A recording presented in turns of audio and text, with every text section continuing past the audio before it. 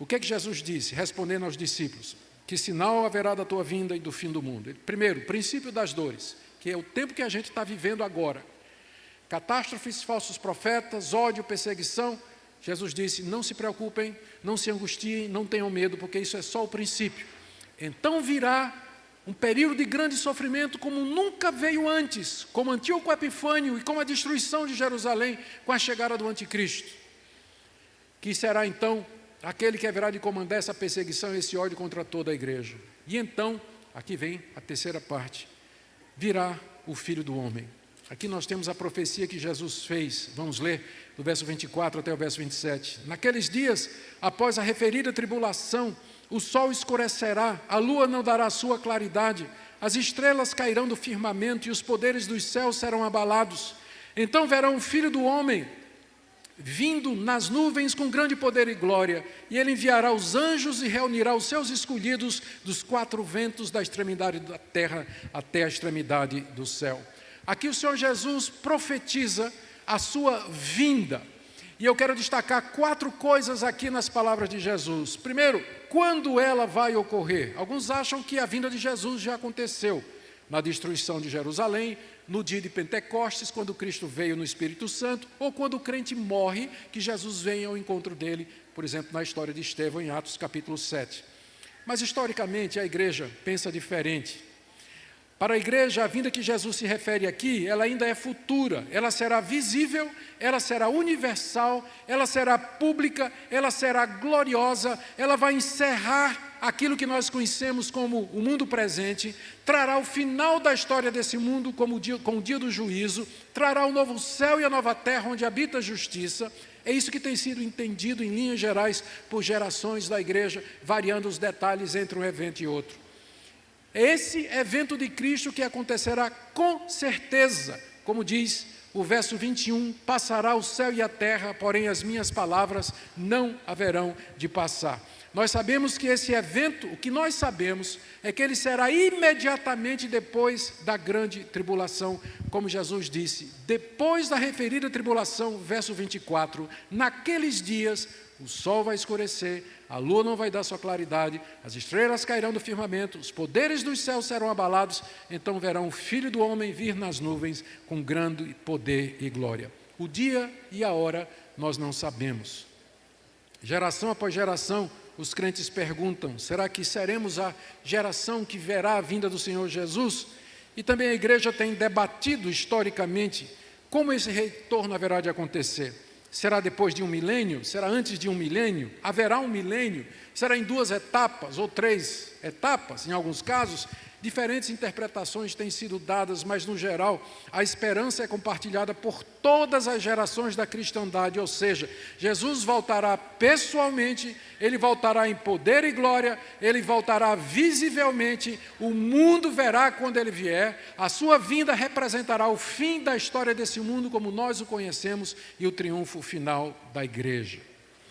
Segunda coisa, esses sinais que precedem a vinda de Cristo, eu quero entendê-los literalmente, porque tem gente que acha que a linguagem apocalíptica é figurado, mas eu quero entender literalmente, como sendo uma preparação, um colapso do universo, preparando para a transformação e a criação do novo céu e da nova terra, onde habita a justiça. Terceira coisa, Jesus está dizendo aqui que quando ele vier, seu retorno será visível a toda a humanidade. Eu sei que tem queridos irmãos que acreditam numa vinda secreta de Cristo Jesus. Se há essa vinda secreta, Jesus não mencionou nesse sermão. E lembre que ele disse aqui, tudo vos tenho dito. Ele não mencionou uma vinda secreta. Ele não menciona aqui. Então, se houver, antes da grande tribulação, se houver, eu estou de boa. Se Cristo quiser me levar numa vinda secreta, antes da grande tribulação, para não passar pela grande tribulação, eu estou de boa, mas eu prefiro a minha posição. Eu estou me preparando para... Veja só, a minha posição é mais confortável. Eu estou me preparando para passar pela grande tribulação, o Senhor vem secretamente e me arrebata. É mais confortável do que a sua. Você acha que vai ser arrebatado e de repente dá de cara com o anticristo. Não é? Não é?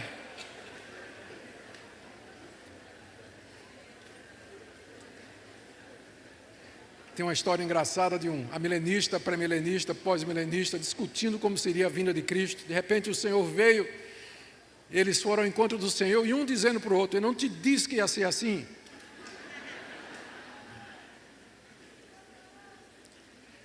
Ele voltará em glória. Como eu disse, se tem um retorno invisível, ele não disse aqui. E ele disse aos discípulos: tudo vos tenho predito. A volta que ele fala aqui é a vinda gloriosa dele, a vinda em glória, visível ao mundo todo. Ele vem nas nuvens, diz Marcos, indicando que ele vem do céu, do trono, onde ele está sentado para julgar o mundo. Vem em juízo para julgamento, e o seu retorno será em grande poder e glória. Ele vem, que contraste com a sua primeira vinda. Não que ele não tivesse poder para fazer tudo isso na sua primeira vinda, porque ele encarnou como Filho de Deus, mas é que agora, dentro da dispensação que Deus estabeleceu, ele vem primeiro para salvar finalmente o seu povo dos inimigos do anticristo, virá para livrar o seu povo finalmente do pecado, das consequências do pecado e da pior de todas as consequências, que é a morte, porque é nessa ocasião que haverá grande reunião. Veja o verso 27, enviará os anjos e reunirá os seus escolhidos.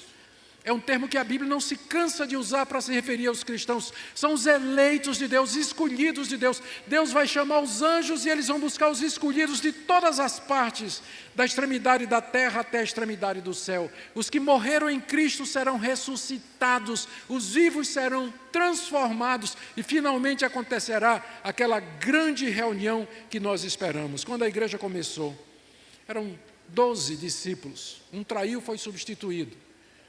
Mas quando Cristo vier, os eleitos estarão espalhados pelos 4 cantos da terra.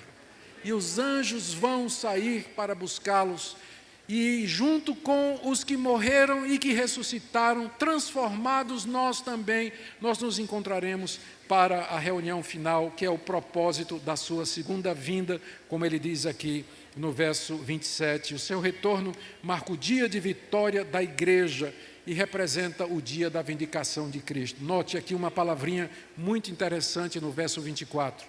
Mas, naqueles dias, após a referida tribulação, verso 26, verão o Filho do Homem. O mais aqui coloca a vinda de Cristo em contraste com o reino do anticristo e a grande tribulação. Quando tudo parece perdido, quando tudo parece derrotado, quando o fim parece ter chegado, Cristo virá em glória. Virá em glória para julgar os inimigos da igreja, virá em glória para punir os ímpios, para fazer justiça e juízo e para reunir o seu povo, para finalmente entrarmos no novo céu, na nova terra, se quiser chamar de milênio, pode chamar, onde habita a justiça, onde nós estaremos juntos para todo sempre com o Senhor Jesus Cristo.